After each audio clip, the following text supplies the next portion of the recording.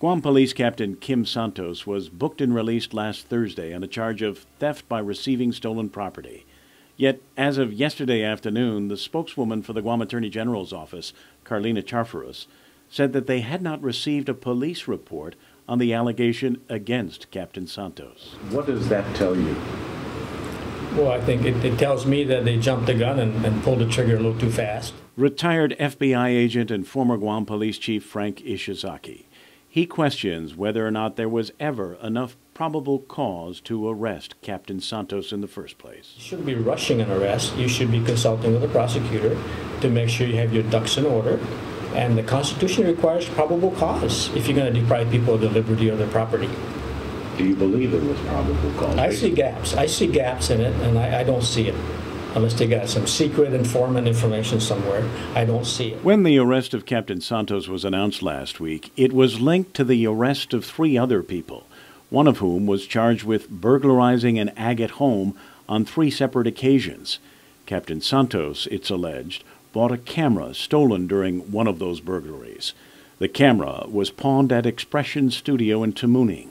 Studio owner Robert Tenorio declined to comment to PNC News, but ISHIZAKI also says it's his understanding that Santos was given an iPad by Tenorio, who told her he wasn't sure it was legit.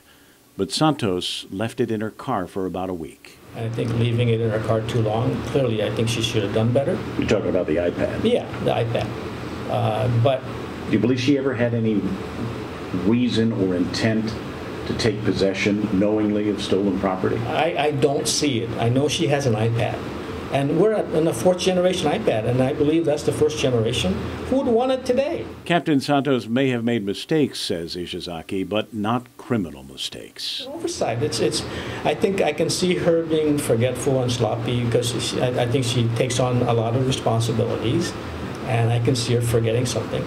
But being a little sloppy or being a little forgetful versus committing a crime are two different areas, and I don't think she's a criminal. I don't think she's capable of stealing. It is time, says ISHIZAKI, for Guam police to stop fighting each other and focus on fighting crime. We're paying their salaries, and we have a community that's worried about women and children, keeping them safe, getting ripped off at home, or getting their cars smashed.